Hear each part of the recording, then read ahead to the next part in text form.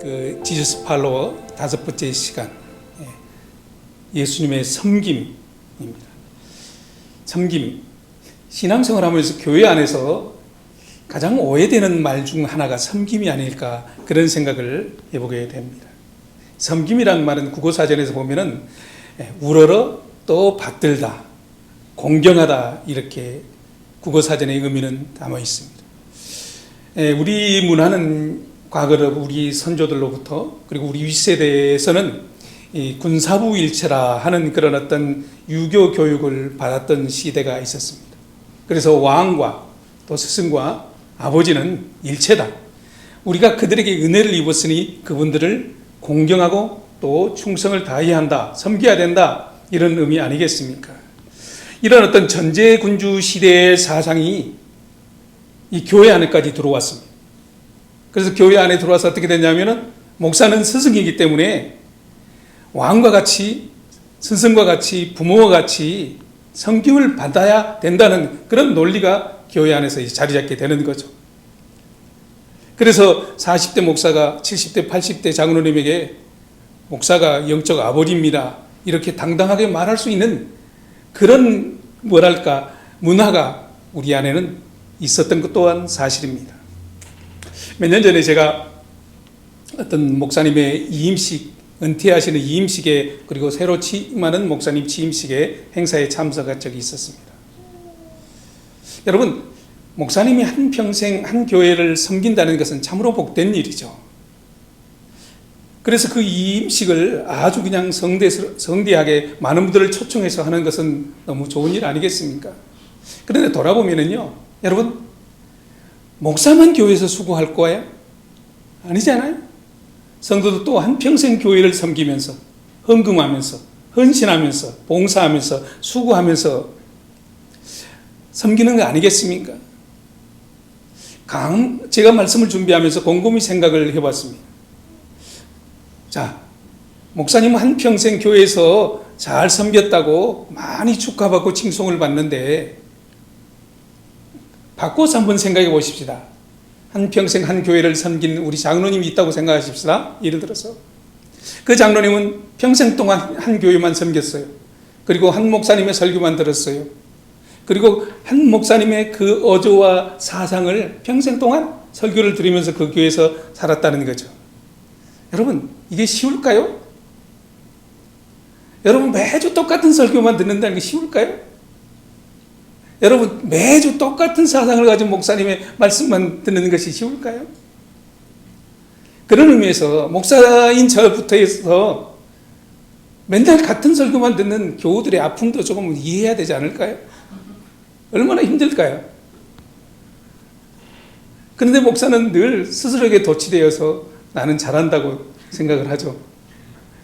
참 교우들의 마음을 너무 모르는 것 아닌가, 그런 생각을 해보게 됩니다. 여러분, 한 교회에서 평생 동안 목회했다는 것은 참 그 노고를 높이 사야 되는 것은 너무 당연한 말 아니겠습니까? 그런데 제가 이 말씀을 드리려고 서두를 이렇게 꺼냈습니다. 그런데 목사님이 그 임사를 드리면서 내 마음이 너무너무 아팠고, 다시금 나 개인적으로 이렇게 돌아보는 그런 시간을 가졌습니다. 목사님께서 이 임사에서 이런 말씀을 하십니다. 그동안 부족한 종을 잘 섬겨주시고 또 순종해 주셔서 너무 감사합니다. 새로 오시는 목사님, 사모님께 저에게처럼 잘 순종하고 섬겨주시면 좋겠습니다. 이런 이임사를 당당하게 하는 것을 보면서 제 마음이 많이 아팠습니다. 평생 동안 순종했다, 평생 동안 섬겨줬다, 이 말을 과연 자신 있게 하나님 앞에서 할 수 있을까요? 아니, 해도 될까요? 여러분, 다시 말씀드립니다. 한 목사님이 한 교회에서 평생을 목회했다는 것은 너무너무 수고한 일이죠. 노고를 치여받아야 당연하죠. 그런데 과연 섬김을 받고 목회를 했다면은, 순종하는 성도들에게 그 섬김을 받고 목회를 했다면은, 과연 그 목사님이 하나님 나라에 합당한 삶을 살았을까요? 목회를 했을까요? 여러분, 목사는 왜 목사가 되는 걸까요? 목사는 왜 하는 걸까요? 제가 목사라서 그런 얘기를 당당하게 할 수 있습니다. 목사라는 직업이 무엇일까요? 스스로 그 임사를 드리면서 저에 대한 정체성을 다시 한번 점검하는 시간을 가졌습니다. 여러분, 목사라는 것은 하나님에 의해 부르심을 받은 사람입니다. 그래서 주님을 대신해서 주님의 그림자로서 향기로서 이 땅 속에서 주님의 백성들을 섬기라고 주신 직업이요, 그 사명이 목사라는 직업입니다. 중요한 것은 예수님처럼 예수님이 가신 그 길을, 예수님이 행하신 그 길을 안 돼도 힘들어도 따라가는 거, 따라가려고 애쓰는 것이 목회자 아니겠습니까? 그것이 잘 안 돼서 스스로 힘든 것이지 정말 원리는 모르는 것은 아니지 않겠습니까? 그런데 그것을 알면서도 의도적으로 모른 척하고 섬김을 받고 오히려 섬기려 하지도 않고 예수님이 가신 그 길을 관리하지 않는다면 하나님 앞에서 죄된 모습 아닐까요? 여러분, 목사라는 것은 기본적으로 자기 희생과 또 섬김과 헌신을 전제로 주어진 직업이 아니겠습니까? 그래서 예수님 대신에 교우들에게 하나님의 말씀을 풀어서 가르치고 또 예수님처럼 헌신하고 사랑하고 그런 삶을 드러내는 것이 그 직업이 목사라는 직업입니다. 여러분, 섬김을 받고 싶어서 섬김을 받고 싶으면 목회자가 되어서는 안 되죠. 그죠? 차라리 세상에 나가서 돈을 벌면은 돈 많은 것 때문에 많은 사람들이 섬겨주는 것 아니겠습니까? 차라리 세상에 나가서 어떤 지위를 얻으면은 밑에 사람들이 섬겨주시는 것 아니겠습니까? 세상 사람들은 그래요. 돈과 권력에 따라서 또 지위에 따라서 자신을 조아리고 또 섬기며 낮아지는 것 아니겠습니까? 지금은 덜 그렇지만 과거에는 목사들이 주의 종이라고 해서 얼마만큼 교우들로부터 하나님과 같이, 아니 하나님처럼 그렇게 섬김을 받았던 때가 있습니다. 종이라고 그러면서 종이 아니라 왕노를 했던 시절이 과거에 있었다는 것이죠. 지금은 많이 없어졌지만요. 교회를 통해서 부를 누리고 교회를 통해서 안락함과 평안함을 누리는 것, 이러라고 하나님께서, 예수님께서 그 섬김의 도를 우리에게 가르치는 것 아니지 않겠습니까? 그것은 목회자의 길이 아니죠. 섬김을 받는 길은 목회자의 길이 아니라는 거죠. 부끄럽습니다만 어떤 대형 교회는 목사와 사모의 식탁을 준비해주는 그런 팀들이 있다고 그래요. 이래서 되겠습니까? 교우들도 그러면 안 되죠. 그런데 왜 그럴까요? 대형 교회라는 그 목사의 권력에 가까이 있는 것이 자기 만족이, 스스로 만족, 자기 위안을 삼으려고 그런 짓을 하는 거죠. 또 그런 짓을 보면서도 말리지 않는 것, 이건 있어서는 안 된 일이죠. 목사도 그렇게 살면 안 되고 교회 직분자들도 그렇게 살면 안 되는 거죠. 그것은 하나님의 나라의 모습이 아니라는 거죠. 오늘 말씀이 그렇습니다. 마태복음 20장 28절에 보면은 이렇게 말씀하고 있습니다.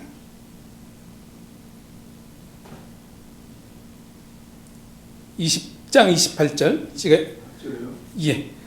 인자는 없어요? 인자는 섬김을 받으러 온 것이 아니라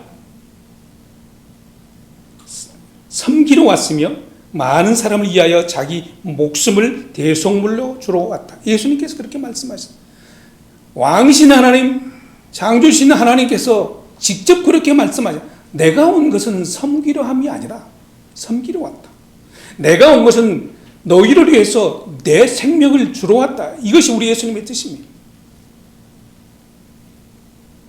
그렇기 때문에 하나님의 아들 예수님을 믿고 그 예수님을 가르치고 전파하는 우리도 예수님처럼 그렇게 살아드려야 되지 않겠습니까? 생명을 바쳐서 당신의 사랑하는 백성 자녀들을 구원하러 섬겨주러 오신 분이 예수님입니다. 그 예수님의 길을 따르는 것이 우리가 믿는 우리 그리스도인이 아니겠습니까? 이 길을 가지 않으려면 그냥 세상에 가면 돼요. 돈 많이 벌면 되고 높은 자리, 지위 얻으면 돼요. 그런데 교회에 와서 왜 섬김을 받으려고 해요? 주님이 그렇게 말씀하지 않았는데, 오늘 본문 말씀은 하나님의 나라, 하나님의 공동체가 어떻게 세워지는 것을 잘 보여주는 그런 본문이 말씀입니다. 요한복음은 21장까지 있죠. 1장부터 12장까지는 예수님이 대중들을 상대로, 공생의 대중들을 상대로 이렇게 공적인 가르침을 계속하는 것이 1장부터 12장까지입니다. 그런데 13장부터 마지막 21장까지는 이제는 제자들만 따로 불러서 예수님의 제자들을 사적으로 가르치는 제자 훈련 과정이 13장부터 마지막 21장까지입니다. 그래서 예수님은 하나님의 나라를 대중들과 달리 제자들에게는 더 구체적으로 이제 그 비밀을 가르치게 되는 거죠. 그리고 이제 본인이 십자가에 죽으시고 이제 부활하시고 승천하실 것을 알면서 이제 제자들을 통해서 너희들이 내가 가는 그 길을 가야 되고 너희들이 그 길을 가르쳐야 된다, 이것을 말씀하시기 위한 것이 오늘 13장에 있는 본문 말씀이라는 것입니다. 그러나 불행하게도 제자들은 이 예수님의 가르침을 잘 이해하지 못했어요. 4절 5절 볼까요?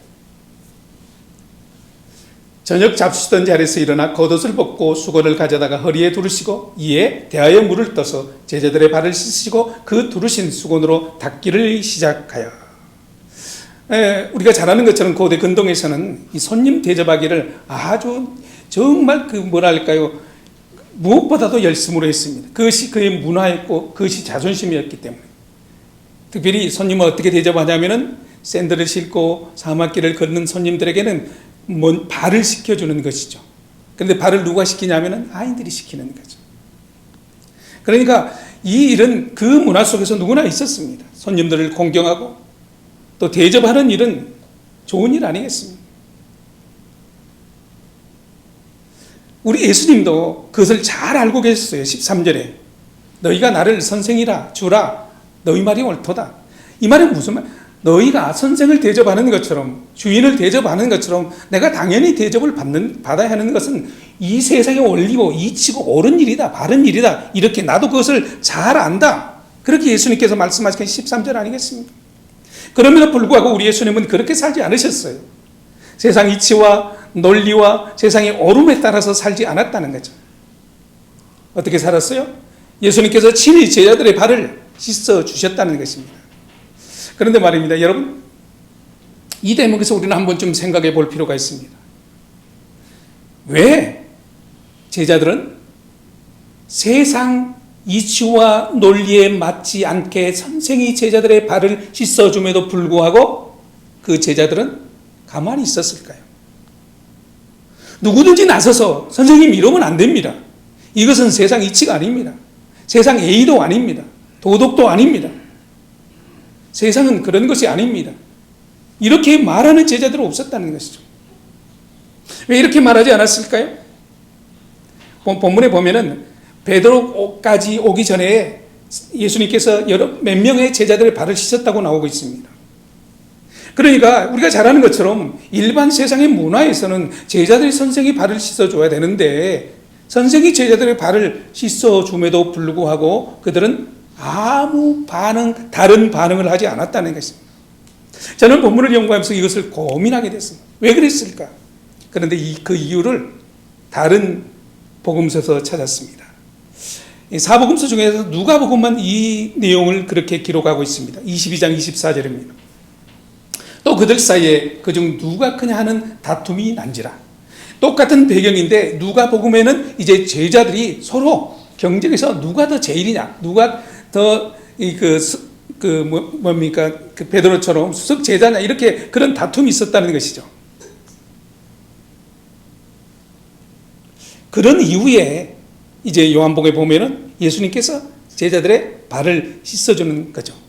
여러분, 지금 막 우리들 중에서 야 내가 더 잘났어, 네가 더 잘났어, 그런 말 하지 않겠죠? 서로 잘났다고 하는 그 순간 속에 예수님이 묵묵히 겉옷을 벗고 수건을 허리에 묶고 발을 씻어줄 때 제자들이 그 느끼는 감정은 어땠을까요?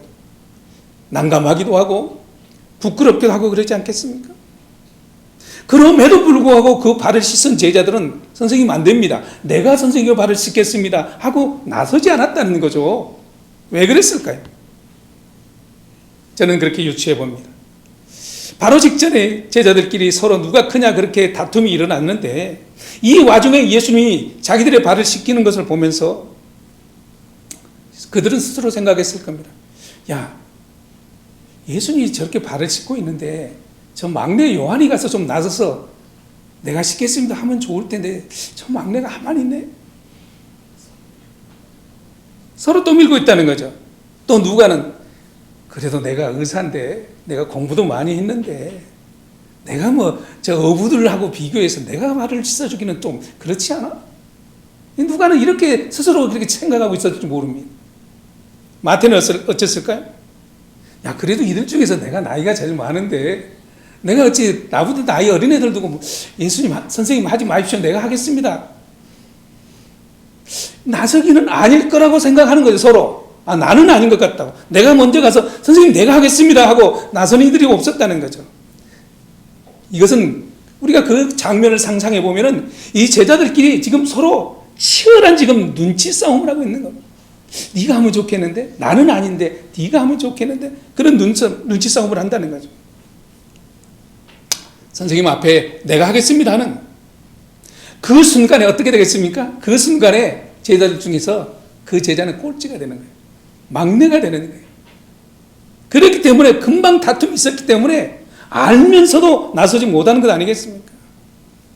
제자들은 내가 제일 큰 자는 되지 못할지라도 내가 맨 꼴찌는 되지 않아야지 하는 이런 자존심 싸움이 있지 않았을까요? 이제 베드로 차례가 되겠습니다. 예수님이 대야에 물을 떠가지고 베드로 앞에 딱 내려놓습니다. 6절입니다. 시몬 베드로에게 이르시니 베드로가 이르되 주여 주께서 내 발을 씻으시나이까. 그래도 베드로는 독특한 사람입니다. 성질이 급하든 어쨌든 간에 다른 제자들과 특별한 어떤 그런 부분이 있습니다. 8절에 보면 상반절에 보면 이렇게 얘기하죠. 베드로가 이르되 선생님 내 발을 절대 씻으면 안 됩니다. 이 베드로의 말은 정말 상식적이고 그때 그 이치에 맞는 말이죠. 당연한 말 아니겠습니까? 그때 예수님께서 7절에 예수께서 대답하여 이르시되 내가 하는 것을 내가 지금은 알지 못하나 이후에는 알리라. 지금 예수님이 하시는 그것에 대해서 제자들은 전혀 이해가 되지 않고 있습니다. 그 전에 예수님은 수없이 그 말씀을 가르쳤습니다. 지극히 소자 하나에게 한 것이 내게 한 것이다. 낮은 자, 가난한 자, 소외된 자, 병든 자, 어린 자, 과부된 자, 이런 자들을 돕는 것이 너희가 할 일이다. 수없이 가르쳤음에도 불구하고 제자들은 예수님이 이 낮음의 성김에 대해서 전혀 이해하지 못했다는 것입니다. 마태복음 20장에 보면은 예수님께서 발을 씻기 전에 이런 해프닝이 벌어지는 것을 보게 됩니다. 세베대의 두 아들의 어머니가 예수님께 찾아왔습니다. 그래서 예수님, 당신의 나라가 임할 때 내 아들 하나는 오른쪽에 하나는 왼쪽에 그렇게 앉혀주시면 안 되겠습니까? 이렇게 이제 청탁을 하는 거죠. 이 말을 들은 제자들이 24절에 이렇게 얘기합니다. 10 제자가 듣고 두 형제에 대하여 분이 여기는. 그러니까 왜 청탁을 하는 그 어미를 보고 청탁을 하는 그 제자들을 보면서 이 분이 여겼다. 열이 났다는 거죠. 왜 쟤들이 나보다 더 높은 자리에 앉아야 돼? 이런 어떤 분이 여김이 그들에게는 있었다는 거죠. 그런 제자들에게 예수님께서 말씀하십니다. 25절에 우리 한번 좀 깁니다만 같이 해봅시다. 시작. 예수께서 제자들을 함께 불러놓고 말씀하셨습니다. 너희도 알듯이 이방 통치자들은 자기 백성들 위해 군림하고 그 고관들도 권력을 행사한다. 너희는 그렇게 해서는 안 된다. 오히려 누구든지 너희 중에서 큰 사람이 되려는 사람은 너희를 섬기는 사람이 되어야 하고 누구든지 첫째가 되려는 사람은 너희 중에 종이 되어야 한다. 인자는 섬김을 받으러 온 것이 아니라 섬기러 왔으며 많은 사람을 위하여 자기 목숨을 대속물로 주러 왔다. 이렇게 말씀하십니다. 오늘 보면 12절로 다시 돌아가 볼까요? 이렇게 얘기하고 있습니다. 그들의 발을 씻은 후에 옷을 입으시고 다시 앉아 그들에게 이르시되 내가 너희에게 행한 것을 아느냐 이렇게 얘기하죠. 모르는 제자들에게 또 확인합니다. 그러면서 13, 14, 15절에 이제 예수님의 속마음을 드러내기 시작합니다. 13절에서 13절 저 말씀은 내가 선생이라는 것을 나도 잘 알고 너희도 안다. 그럼에도 불구하고 내가 너희가 내 발을 씻지 않고 내가 너희의 발을 씻어주는 것을 너희들이 아느냐 이렇게 하죠. 그러면서 14절에 너희도 내가 한 것처럼 그렇게 하면 좋겠다. 아니 너희도 그렇게 해야 된다. 그러면서 15절에 예수님께서 그 발을 씻어준 이유를 이렇게 얘기합니다. 너희도 나를 보고 배워 너희도 섬기는 삶을 살게 하기 위해서 내가 세상 이치와 논리를 잘 알면서도 그렇게 했다 하는 것이 예수님의 말씀입니다. 예수님은요 지금 어떤 때인지 분명히 알고 있습니다. 13절 1절에 보면은 이제 예수님께서 곧 세상을 떠나 아버지께로 돌아갈 것을 예수님은 알고 계셨습니다. 우리가 이 장면을 최후의 만찬이라고 너무나 잘 알고 있습니다. 그리고 몇 시간 후에 예수님은 이제 잡히게 됩니다. 그리고 이제 돌아가시게 되죠. 그러면서 예수님께서 13절 1절에 이렇게 얘기합니다. 그 제자들을 보면서 내가 너희를 사랑하되 끝까지 사랑한다. 예수님이 그렇게 말씀합니다. 인간적으로 보면 이제 곧 죽어야 되는 그 시간이 다가왔음에도 불구하고 우리 예수님은 제자들을 향해서 자기 욕심, 자기 편안함을 누리려 하지 않고 제자들에게 그 마음을 주면서 끝까지 사랑하며 섬김의 도를 가르쳐 줬습니다. 여러분 저 같으면은 아이고 저놈의 제자들 내가 이제 곧 죽게 되는데 어째서 내 마음을 이렇게 몰라줄까? 섭섭한 마음이 왜 안 들겠어요? 내가 저들을 위해서 꼭 죽어야 되는가 하는 그런 마음이 왜 안 들겠어요? 인간적으로 보면은 야속하기도 하고 섭섭하기도 하고 참 마음에 안 들 수도 있지 않겠습니까? 여러분 믿음의 길은 섬기는 길은 그럴 줄 알면서 가는 길입니다. 누가 나를 인정해 주지 않아도 누가 나를 높여주지 않아도 누가 나를 섬겨주지 않아도 목사는 그렇게 가야 되고 직분자들은 그렇게 가야 되고 하나님을 믿는 사람들은 그렇게 믿음의 섬김의 길을 가는 것이 주님께서 우리에게 가르쳐주신 믿음의 길이라는 것입니다. 누가 내가 하는 일을 인정해 주고 누가 내가 하는 일을 높여주기를 바란다면 스스로 시험이 될 뿐입니다. 우리는 이 땅 속에서 섬김을 통해서 낮아짐을 통해서 하나님의 나라에서 하나님과 영원히 사는 것을 준비하는 그런 기간이 아니겠습니까? 그렇게 사는 것이 그리스도의 삶 아니겠습니까? 목회자들이 먼저 그렇게 살아야 되고 직분자들이 그렇게 살아야 되는 것 아니겠습니까? 그럴 때 이 땅에서의 작은 공동체 하나님의 나라의 모습을 보여주는 교회가 건강해지는 것 아니겠습니까? 우리 주님께서 끝까지 사랑해 죽기까지 사랑하신 것처럼 그 사랑이 우리 주님이 그런 섬김으로 드러난 것입니다. 이것이 주님이 오신 목적이고 이것이 아버지께로부터 받은 사명이기 때문에 우리 예수님은 그 길을 가셨습니다. 마태복음 28장에 보면 우리 주님께서 마지막 제자들에게 이런 당부를 하죠. 너희는 가서 모든 족속으로 제자를 삼고 아버지와 아들과 성령의 이름으로 세례를 주라 그랬습니다. 지상명령 모든 민족으로 말미암아 제자를 삼으라는 거죠. 이 다른 말로 이것은 선교 아니겠습니까? 그러니까 선교는 무엇이냐면은 예수님이 가신 그 길, 예수님처럼 낮아져서 섬기는 그 길이 선교입니다. 그렇기 때문에 신앙생활, 예수님을 구주로 모신 모든 하나님의 백성들의 기본 베이스는 뭐냐면 섬김에서 출발해요. 이 섬김에서 다양한 사역이 펼쳐져야 되고 섬김 속에서 사랑이 전해지는 것이고 복음이 전해지는 거죠. 이 섬김이 없는 것에 복음이 전해진다면 우리는 깽가리가 되어버리는 거죠. 아니면 대접받기 위해서 어느 정도 하다가 인정해주지 않으면 시험에 들어서 왜 내가 이랬는데 내가 왜 섬겼는데 왜 나를 인정해주지 않아? 이렇게 시험 들지 않겠습니까? 14절을 다시 봅니다. 주와 또는 선생이 되어 너희 발을 씻었으니 너희도 서로 발을 씻어주는 것이 옳으니라.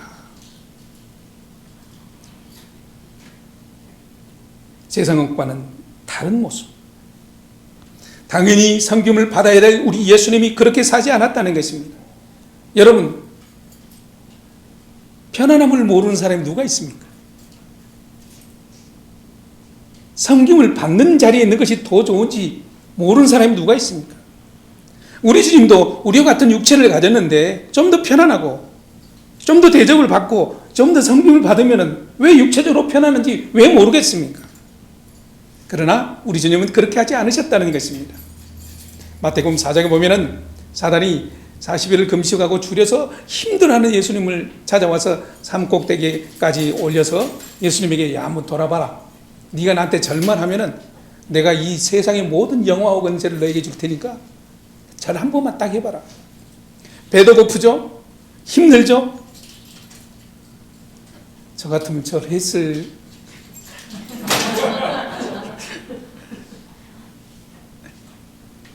우리 주님은 그렇게 안 하지. 왜? 받은 사명이 있기 때문에. 세상 사람들로부터 이 세상은 지금 그런 거 아니겠습니까?